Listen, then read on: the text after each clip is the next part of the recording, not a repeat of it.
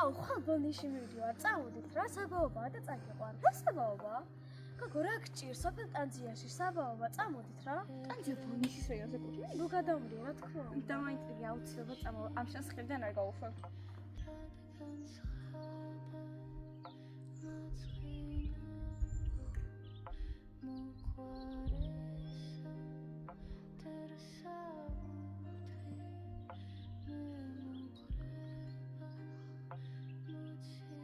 ნოემბერი. იმ ადამიანის დაბადების დღე, რომელიც ჩარავანდედივით დგას ქართული მწერლობის და კულტურის პანთეონში.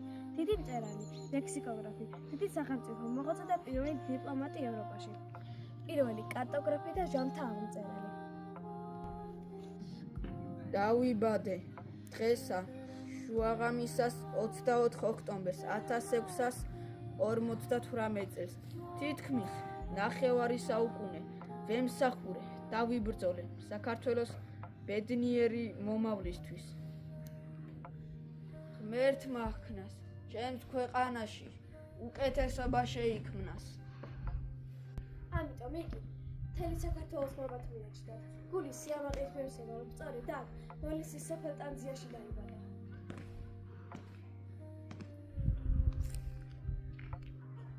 იგი უწარჩინებულეს და ილებულ ფეოდალურ საგვარეულოს ეკუთვნოდა. ძალიან მდიდარი გავლენიანი და სრულყოფა ფლობელები იყვნენ. ორბელაძეები, ანუ ბარათაშვილ ორბელაშვილები. ჩემ მშობლებს ყავდათ 8 ვაჟი და 3 ასული, მათ შორის მეც. იცი რა მაინტერესებს? იცოდა სალამოცხოვნები? მე ქართულისა ენისაგან სხვა ენა აღარ ვიცოდი, მაგრამ ლექსიკონის მცოდნეს შემდგენელს უნდა სწოდნოდა თათრული, სომხური, ბერძნული ენები. მემკვიდრეობის მიღებისას წილად ერგო ნაქალაქარი დმანისი, რომელიც ბერად შედგომის წინ ძმებს აჩუქა. 1682 წელს დაოჯახდა ცოლად შეერთო მუხრან ბაგრატიონის ასული დარეჯანი, რომელიც 1 წლის თავზე გარდაიცვალა 14 წლის ასაკში. მიწას ფიტარეთის ეკლესიის ეზოში მიაბარა. როგორ გადაეტანა ეს ტრაგედია არ იცოდა. ბევრი იგლოა. სწორედ ამ პერიოდში დავწერე სიბრძნე სიცრუისა. კი, მაგრამ რა დამეწოდა მას სიბრძნე სიცრუისა? სრულ ამბავში იგაურად ჩადებულია სიბრძნე. თვით უფალიც ადამიანებს სათქმელს იგავებით ეუბნება. იმ პოლიტიკურ სიტუაციაში პირდაპირ ვერ იტყოდა სათქმელს, ამიტომ იგავებით ამხელდა ცრუ მოსამართლეებს, ცრუ მოძღვრებს, ვაზირებს. იგი მიმართულია იმ საზოგადოების წინააღმდეგ, რომელიც საკმაოდ გარყვნილი იყო. ამ იგავის ძირითადი ნაწილი ხალხურ შემოქმედებაზეა დამყარებული. 1685 წელს სულხანმა მეორედ იქორწინეს სამცხის მფლობელ მამუჩარ ათაბაგის შვილიშვილზე, თამაზე.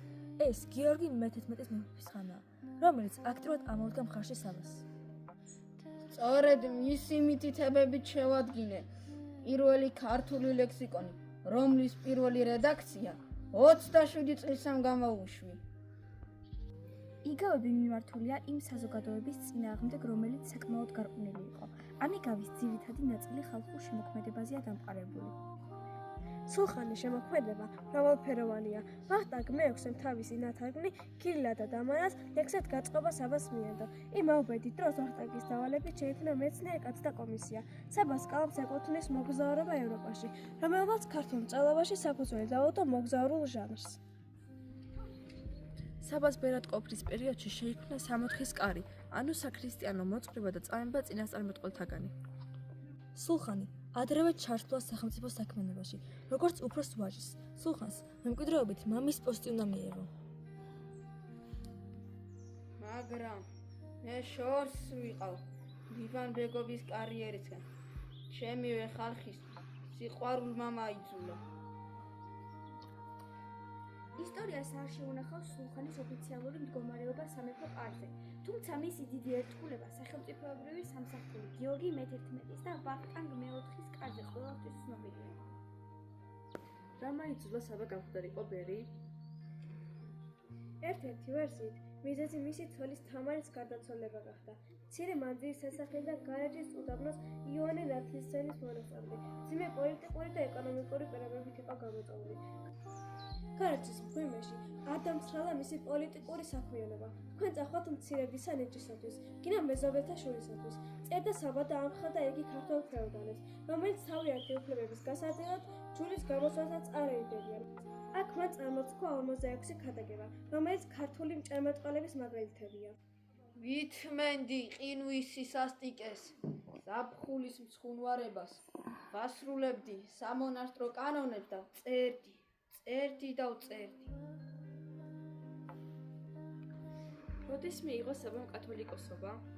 ამის შესახებ უამრავი ვერსია არსებობს. 1197-92 წლებში. ჩემი აზრით, საბას ევროპაში მოგზაურობამდე გამოუდგა მხოლოდ სიმპათია კათოლიციზმისადმი, მაგრამ 1719 წლიდან ბაზილის ორდენის წევრად იხსენიება. მაგრამ საბა მოარყო კათოლიციზმი რუსეთში წასვლამდე და მართლმადიდებლობას დაუბრუნდა. საბას უარყო კათოლიციზმი. ქართლის საზოგადოება ასეთ თემას არ გამოუცხადებდა. საბას კათოლიკობა პოლიტიკური სიტუაციით იყო გამოწვეული. ლუდოვიკომ ორივეჯერ ღირსეულად მიიღო საბა. დამხმარებასაც შეპირდა, მაგრამ ვინაიდან უტრეხტის და რაშტატის დავის ხელი ჰქონდა მოწერილი, საქართველოსთვის არ ეცალა. რა შთაბეჭდილება დატოვა საბამ ლუდოვიკოს კარზე? მისი ორატორული ნიჭით ყველა აღფრთოვანებულა.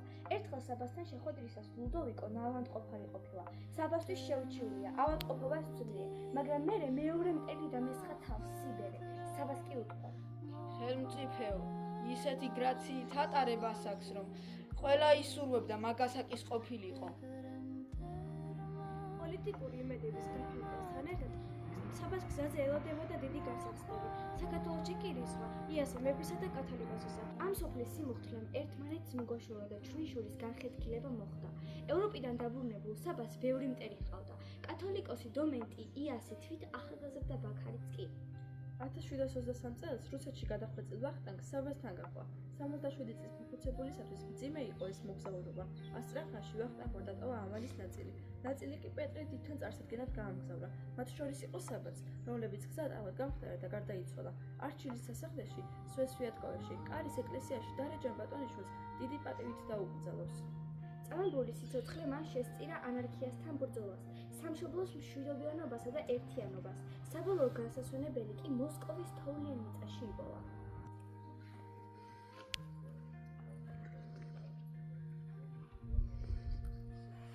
აი, ჩემი ტანძია. სანახე იქ ტაძარია. მართლაც რა ლამაზი ყოფილა. ნახეთ, რა სილამაზეა. ჯერ საათად მუზეუმს დაგათვალიერებული. მოგზანდით. სულხან-საბა ორბელიანის იუბილესთან დაკავშირებით მოდი გავეცოთ მის სახლ-მუზეუმს და მასთან დაკავშირებულ ინფორმაციებს.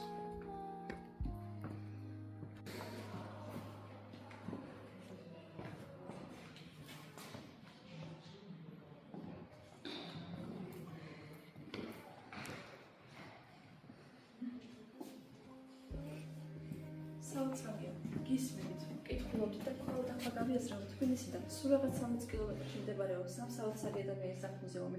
მე კი ტანზია კი არა, ბოლნისის დღემდე არ მინახავს. შემოწყო შენი, მადლობა რომ წამომიყვანე.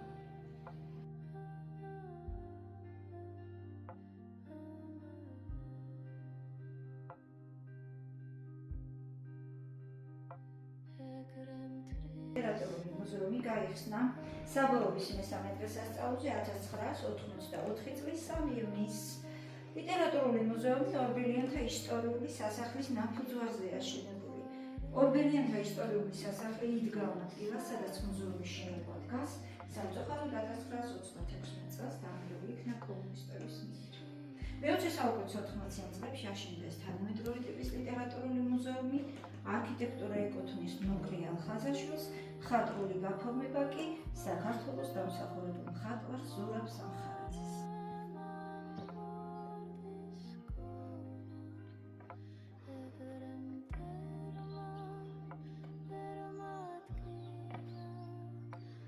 მობრძანდით, შვილებო, მობრძანდით.